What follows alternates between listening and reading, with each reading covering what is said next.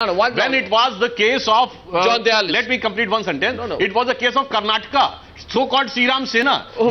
You are sending a stern warning to the Karnataka government because it was a BJP government. When it is a Muzaffarnagar riots, not even a sense of displeasure. You demand central intervention in Muzaffarnagar. I am not saying central. You will intervene whenever it is required. Abhishek Manu Singhvi is responding to you. Government remained silent spectator when Muzaffarnagar was burning. And what are you talking of now?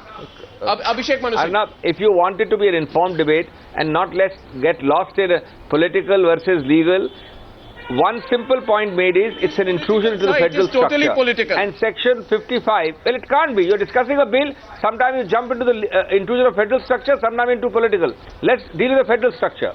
Has anybody read 55? Law and order is a state subject. 1 minute. No, law and order is a state subject. Arnab, no, how can the National Authority for Communal Harmony hold state police officials accountable? Of course you can. Please understand the nuance of law. Everybody knows law and order is a state subject. What does 55 say? Those who are giving the duhai of 55 should read it carefully. Normally, 8/10 of this act empowers, mandates and pushes the state government to take action. However, in 55 it says, when there is violence on such a scale that it has complete division between groups and cumulatively, the scale is such that there is imminent threat to the secular fabric, unity, integrity or internal security of India. I'm reading the act. Then the following three things happen. First of all, the central government comes in, but first step it does is only to draw attention of the state government to the prevailing situation. Thereafter, to direct the state government to take action. Thereafter, the state government takes action, not the central. However, on a matter where the internal security, fabric, unity and integrity of India is a scale and the state government does not take action, then it gives a default power to the central government to intervene directly, but there again, he is defeating unified command with the state government. You are defeating your own point. That's a completely list one subject. Then why do you need this enactment in first place? Central government competence is absolute. It says secular fabric, unity, you give me one security of India. Abhishek Singhvi, tell me one thing. Why didn't you act in the case of Uttar Pradesh? Why didn't you act in the case of Uttar Pradesh? Because we didn't have, if you feel because so much. we didn't, well, it's dangerous to apply laws on the television program, but the simple answer is because we didn't have the communal violence bill as an act. Oh my God! Yes. You must be honest tonight. If you want to act in a hypothetical case, if you want to have the power to act, you need an act like this. You did not act in Uttar Pradesh. Allow me to complete. You didn't act in Uttar Pradesh because you have a deal with the Mulayam Singh Yadav government. You don't want to upset them. You need their support in Delhi. So even if dozens of people die in Uttar Pradesh, you don't care at that point of time. So you have crocodile tears in Parliament right now. I thought we were discussing. Come on. We have the VHP asking a question. VHP. Arnab, can I ask Mr. Singhvi a question? इसलिए इनको चिंता नहीं हुई. हिंदू मर रहे थे, हिंदुओं को उत्पीड़न हो रहा था, वहां पर बुरी तरह से प्रताड़ित किया जा रहा था, इसलिए उन्होंने उनकी चिंता नहीं थी. और दूसरी कम्युनिटी जैसे आई, उसके बाद उनके सारी हॉरिफाइड हो गए. कानून अपने हाथ में लेना, इनका और अपने हिसाब से इंटरप्रेट करना, इनकी हमेशा से नीति रही है. आखिरकार क्यों नहीं एक्ट किया टाइम से? आखिरकार उत्तर प्रदेश में कितने सारे दंगे हो गए? आज तक किसी दंगे में कोई कानून लागू नहीं होता क्या? इस कानून के बनने के बाद ही ये एक्ट अपॉन करेंगे क्या? उससे पहले कोई कानून नहीं है इनके पास? A very simple question to Abhishek Manu Singhvi. I want to know whether Abhishek Manu Singhvi will admit that he has made a factual mistake. Abhishek Manu Singhvi, this national authority, in my view, if you have read the draft, it can give direct, specific instructions to state authorities, not just on what inquiry should happen. They can issue specific instructions about the conduct of the inquiry. They can get into the inquiry. They can directly break every. They can break. No. One second. They can break every hierarchy. No. They can break every hierarchy to issue direct instructions to state authorities. Am I right or wrong? Only if. No, one second. I repeat. Only if the issue involves cumulatively violence and communal violence of such a scale that it threatens the secular fabric, unity, integrity, or internal security of India, Of course. B, No, so but that is the fundamental point. Gaurav Bhatia. No, but that's the fundamental point. That is the fundamental point. Gaurav Bhatia is responding to you. Gaurav Bhatia, please. Gaurav Bhatia. Thereafter, it has one to draw very the important, attention Mr. of the state Abhishek government. Manu Singhvi is aware of it. The state government There are alone other can act. acts like the Delhi Special Police Establishment Act, where the CBI, if they have to investigate within the jurisdiction of a state government, they have to seek prior sanction of the state government. Please listen There is no such sanction, and that is why it violates the federal structure of the Indian Constitution.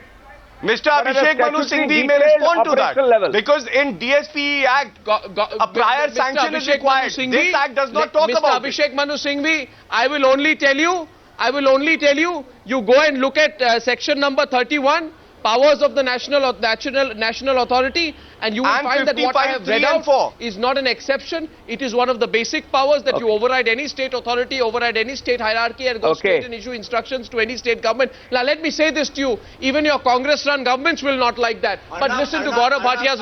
You are hit the nail. You are hit the nail. 55, I've dealt with 55, there is no 31. 31 deals with power of Supreme Court. It means that the state governments and state powers cease to exist.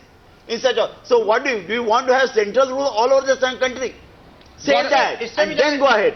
इससे भी ज्यादा एक important बात यह है कि national authority में कौन लोग होंगे? आर द जुडिशियल पर्सन, और कोई भी बन सकता है. इसमें कोई कहीं डेफिनेशन डिफाइन नहीं किया गया कि who may be the person of the Gaurav Bhatia. It's a default mode. On the point of the federal structure. Yes, please. Gaurav Bhatia. Yes, I just wanted to reiterate the point that the Constitution talks about a union list, a state list, and a concurrent list. Mr. Abhishek Manu Singhvi is an eminent lawyer. He is aware that a similar act like Delhi Special Police Establishment Act states that the permission of the state government has to be taken before the CBI can investigate, and that is the true sense of a federal structure. Now here, if we see, there would be a unified command in which the central government would be deploying forces and giving orders in a state territory. So this is clearly violative of the federal structure. And this committee consists of all central government persons and certain other persons that the central government would nominate. So this absolutely is violative of the Constitution and the federal structure. On the timing. John Dayal, one second. Abhishek, John Dayal, why aren't you raising the question of timing? Why would the government bring in a bill, A, which it knows it's not going to go through? B, you're going to get nothing out of this but 10 days of hangama in Parliament. You say you want to legislate in Parliament, obviously you don't want to legislate, which is why you're bringing in a bill which is going to lead to a lot of tamasha and a lot of fighting in Parliament. Why don't you suspect the motives? We do. We've already said, we have repeatedly said, this bill is coming almost too late. It should have come in 1911. In 2011, it could have been passed. There was 2 years for it to pass. The timing makes it vulnerable. I will not call it suspect. I'll call it vulnerable. But let me point out a small thing. There exist many organizations in New Delhi which have an overarching reach. The NHRC, the National Commission for Women, the National Commission for Minorities of Scheduled Castes and Tribes. What does the NCW do? That is beside the point. What does the NCW do? The NCW does absolutely nothing. Except whenever an incident happens, then journalists go to them and they get a perfunctory soundbite. The NCW doesn't do anything. The NHRC is purely recommendatory. Right? The NHRC is purely recommendatory. Why can't we give more teeth to the NHRC and NCW? We can give them more powers. And as you correctly said, the timing of this bill itself is very doubtful. It's a bill of 2005. The question here is, the question which was raised, I'm reading from Narendra Modi's letter where he says, coming just a couple of months before the expected announcement of the next general elections, it makes the move look very suspicious. It is almost a giveaway that the move to introduce the bill is based on political considerations dictated by vote bank politics. Let's talk about that. Correct. Vote bank politics rather than genuine concern for preventing communal violence. Let's get the BJP's response first, then we'll come back. Sudhanshu Trivedi. Mr. Narendra Modi's letter is vote bank politics. He also has a vote bank. Sudhanshu Trivedi. I will respond. This is a typical characteristic style of Congress. Do you remember in 2012 UP Assembly election? They have got the 3.5% reservation for Muslims. despite knowing the fact that this was quashed down by court in Andhra Pradesh. But they have brought, because it was just on the eve of the UP Assembly elections. On the eve of 2007 Gujarat election, they have brought the Banerjee committee report. So on the eve of every election, they tried to bring an issue which is capable of creating a communal divide. And as far as the intention of this government is concerned, they have not passed the Gujkoka Act of Gujarat, Anti-Terror Act of Madhya Pradesh, with the similar act in Maharashtra was passed.